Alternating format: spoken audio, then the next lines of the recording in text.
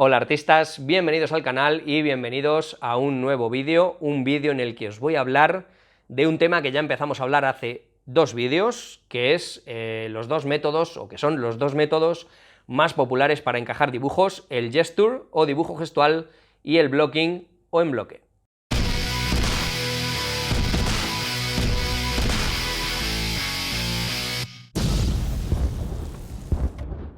En el vídeo anterior, que va a salir por aquí o por aquí, no tengo ni idea nunca de por dónde va a salir la tarjeta maldita, hablamos de este tema, pero hablamos de estos dos métodos un poco por encima, diciendo cuáles eran sus puntos débiles, los puntos fuertes, cuándo utilizarlos, cuándo eran más convenientes y demás. En este caso, lo que vamos a hacer es empezar a utilizarlos de forma práctica, así que vamos a dar los primeros pasos con cada uno para que vayáis viendo las diferencias y las similitudes.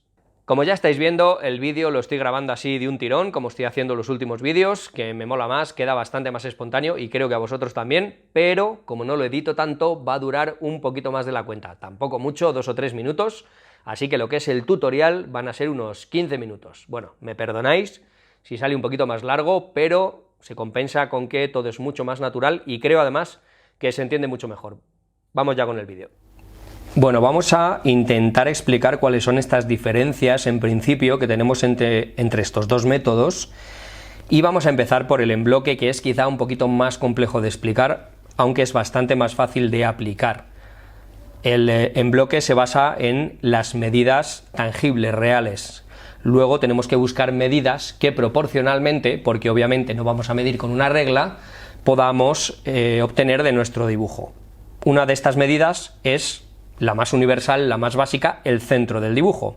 Si yo, por ejemplo, estoy pensando en términos de horizontalidad, digamos que ese es mi dibujo, voy a medir un poco aproximadamente, vale, tendría que el centro es el vértice del ojo del gato, es una medida que me va a dar muchísima facilidad para calcular otras.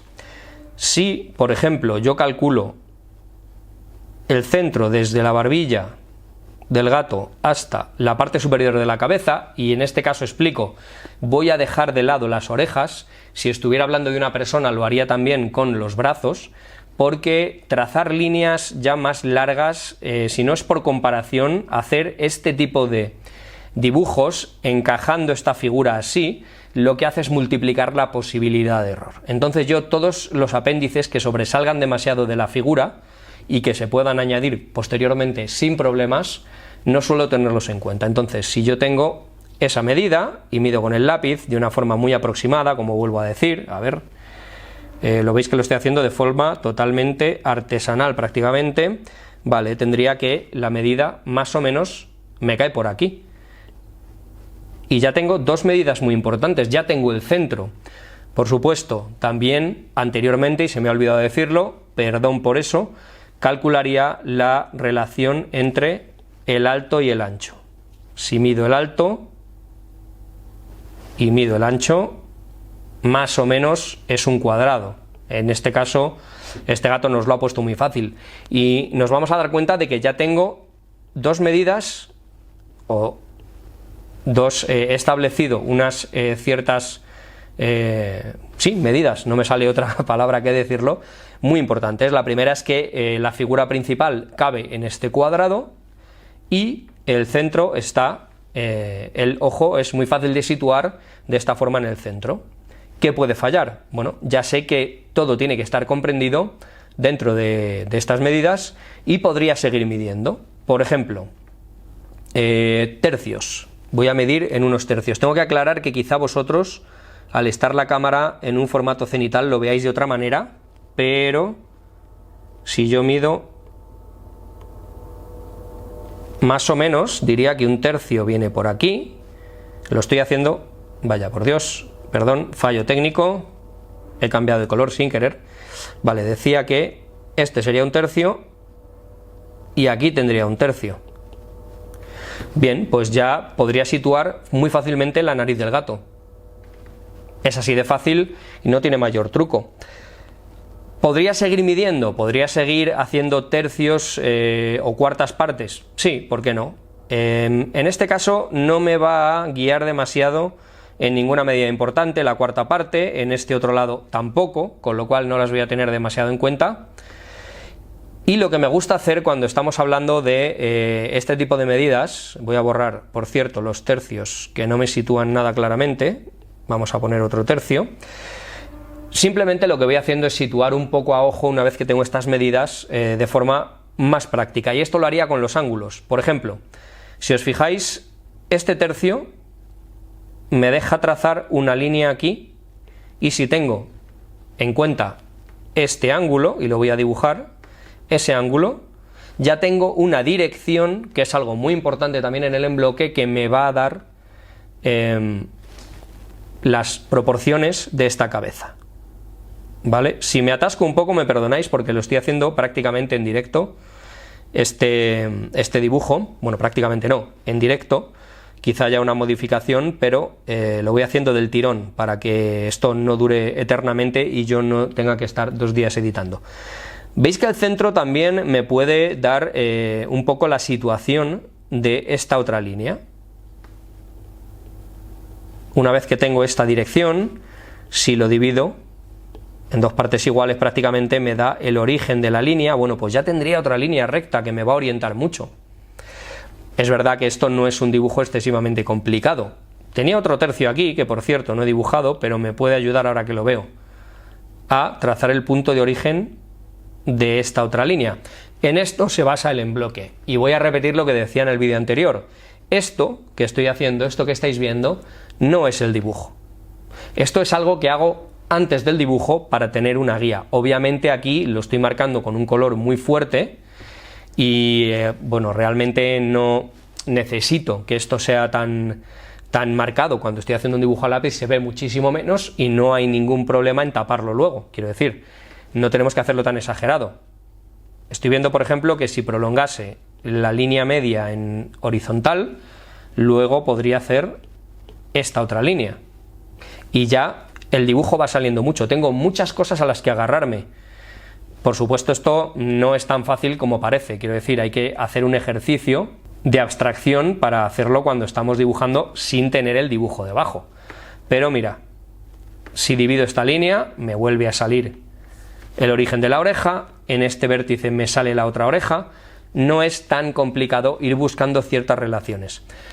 ¿Tenemos que medir tan exhaustivamente? Yo diría que no, que con buscar las mitades y a veces las cuartas partes o los tercios según nos convenga más, ya tenemos más o menos la figura situada. Por ejemplo, si trazo un tercio, perdón, una cuarta parte, la mitad de la mitad que veis aquí, bueno, pues más o menos puedo situar ciertas partes. No es tan complicado, como decía, es cuestión de acostumbrarse un poco, y aquí ya estamos en una situación en la que podemos plantearnos si las medidas aproximadas funcionan, y realmente si funcionan. Si trabajamos teniendo un punto de origen como por ejemplo es este, si trabajamos bien esta dirección y tenemos en cuenta cuál es la dirección real de esa línea, y no nos equivocamos en que el ángulo sea muy pronunciado hacia arriba o hacia abajo, que ya nos haría equivocarnos, el dibujo va a quedar bastante exacto. Obviamente, lo tengo que decir, no va a venir un inspector de medidas a ver si tenemos el encaje bien hecho, porque esto además va a desaparecer, pero nos va a orientar mucho. Entonces yo a partir de aquí, vamos a cambiar de color, voy a hacer una nueva capa para no equivocarme como me suele pasar. El ojo ya lo tengo muy bien situado, la verdad que ya tengo el origen y el final, no es tan complicado. Si me quiero complicar mucho más, bueno, pues un tercio, más o menos, otro tercio, pues me sale el origen del ojo, pero cuando hemos superado quizá la mitad o las cuartas partes, trabajar de una forma aproximada es lícito. Ya el ojo no se va a dejar engañar de la misma manera que si trabajamos cuando no tenemos nada. Así que, bueno, estas son medidas importantes que tendríais que tener en cuenta en el encaje. Bien, ¿qué más tendríamos que tener en cuenta? Los ángulos entre esas direcciones que ya hemos hablado. Por ejemplo, quiero dibujar el hocico y el ojo, ¿vale? Tendría muy en cuenta esta forma. Y cuando digo esta forma, estoy hablando literalmente de esta forma. el ángulo que forman estas dos líneas. Si tenéis en cuenta estas cosas y más o menos no os equivocáis demasiado con los ángulos de inclinación que tienen todas estas líneas, es muy fácil, especialmente cuando ya hemos trazado las mitades, las proporciones de alto por ancho, es muy difícil equivocarse. ¿En qué me tendría que fijar en este caso? En esta forma. Lo voy a dibujar tal cual.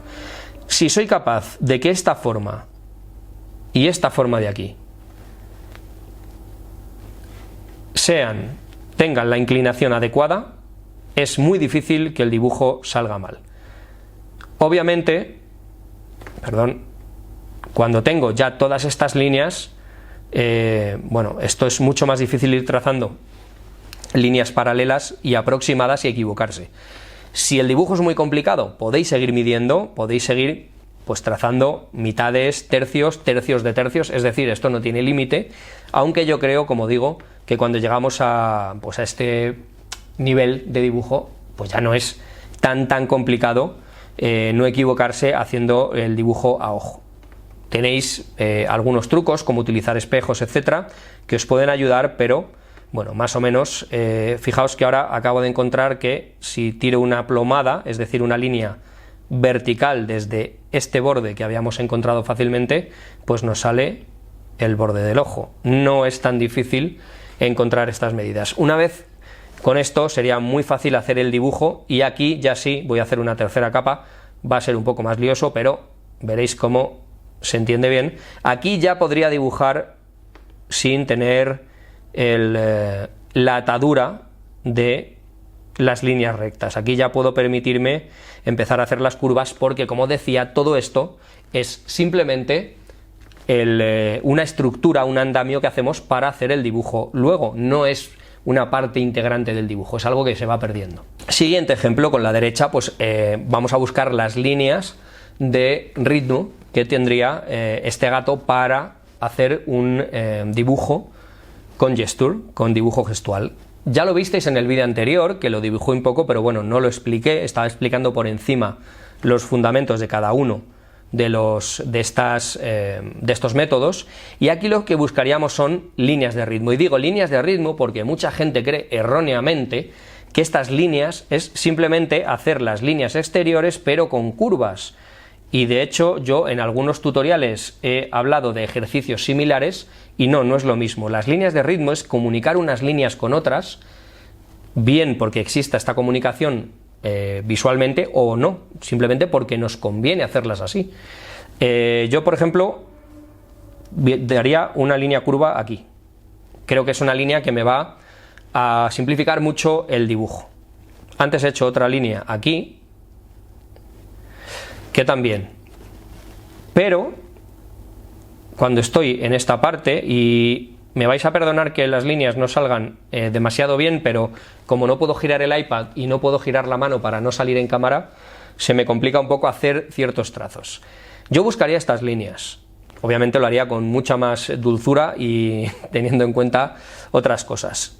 Esta línea también podría ser importante, y sé que parece que estoy haciendo la silueta, pero ahora buscaría ciertos ritmos que ya no son tan evidentes, como por ejemplo, podría comunicar esta curvatura de la oreja, y me vais a permitir que borre algunas líneas y haga una nueva capa para que entendáis mejor. Esta curvatura de la oreja la puedo prolongar para sacar este ritmo de la frente. No es lo más bonito del mundo, pero si le doy un poco de gracia a la línea, y esto es un gesto absoluto, esto es lo que buscamos en el gesture, me está saliendo una línea mucho mejor. Por supuesto, lo vuelvo a repetir, son líneas muy toscas y no habría que hacerlas así, habría que hacerlas de una forma un poco más sutil. Buscar este tipo de líneas, independientemente de la figura, es buscar el ritmo. Y esta línea, por ejemplo, no me gusta, voy a intentar hacerla de otra manera, ¿vale? Voy a hacerlo bien. Este tipo de líneas nos dejan sentir el ritmo de las formas y comunicar unas formas con otras, aunque visualmente no exista esta comunicación. Podemos romper la forma, no hay ningún problema.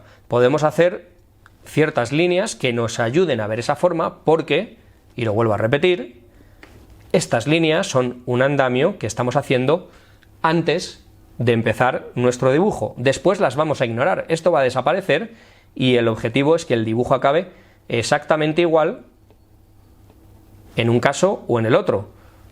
Como repito siempre, no importa que esto ahora sea un desastre porque no es parte del dibujo.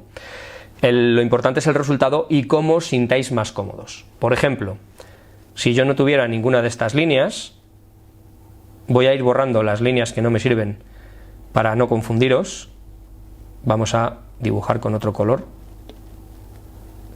Si yo estuviera dibujando encima de nuestro primer gato, podría haber hecho aquí líneas curvas. De hecho, habéis visto que lo he hecho instintivamente.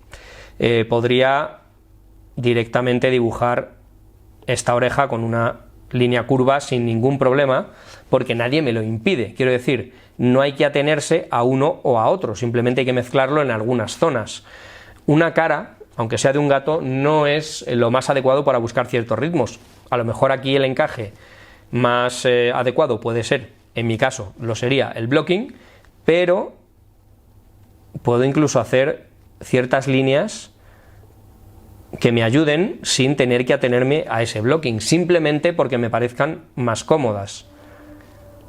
Como veis, no hay ningún problema en mezclar los dos métodos. Hay en realidad una enemistad absurda entre métodos o entre partidarios de un método o de otro, pero no tiene ningún sentido. Al final los dos métodos son adecuados, solo que tenemos que buscar ese encaje por formas y por medios diferentes. Sé que no son los ejemplos más adecuados, tened en cuenta que este vídeo son un poco más de unos 15 minutos y lo estoy explicando de una forma un tanto sobre la marcha, pero creo que se entiende bien, creo que entendéis los fundamentos de cada uno de los dos métodos y qué hay que buscar. Y bueno, no os preocupéis porque, como digo siempre, estos dos métodos son los principales en dibujo y es muy probable, no es muy probable, es seguro que los trataré dentro de poco, cada uno por separado, y ahí ya sí, aplicando ciertos trucos, aplicando técnicas más complicadas, para que entendáis no solo los fundamentos, que es lo que he hecho hasta ahora, sino el método en toda su majestuosidad. A veces me cuesta un poco encontrar sinónimos y algunas palabras cuando estoy grabando en directo, pero yo sé que sois seres generosos y me perdonáis. Y hasta aquí llega el vídeo de hoy. Si os interesan estos temas, si queréis que profundicemos en alguno de estos dos métodos o en los dos, me lo dejáis en los comentarios y ya sabéis, si os ha gustado el vídeo os agradezco muchísimo un like, si no os ha gustado lo podéis dar también y os lo agradezco igual. Cada vez digo más cosas, suscribiros al canal y activad la campanita con todas las notificaciones para no perderos nada. Haced vuestras compras en Amazon, por favor, en el enlace que dejo siempre abajo en la caja de descripción, que me dan una miseria, pero algo es algo. Y también lo que más me ayuda es que veáis todos mis vídeos cuando salgan. Ya sé que no os va a interesar todos los temas que trate, pero podéis aprovechar cuando le estéis poniendo las lentillas al gato para dejar el vídeo reproduciéndose y así yo voy un poquito mejor. Nada más, me despido de vosotros, de todos vosotros, chicas, chicos, nos vemos aquí en el canal en el próximo vídeo. Ya sabéis que os quiero mucho y si no estáis os echo en falta. No os quiero tanto como para dejaros mi teléfono, pero os quiero.